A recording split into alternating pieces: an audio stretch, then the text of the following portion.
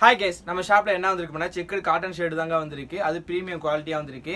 Size பார்த்தீங்கன்னா ML double XL வரைக்கும் இருக்கு. கலெக்ஷன் பாருங்க.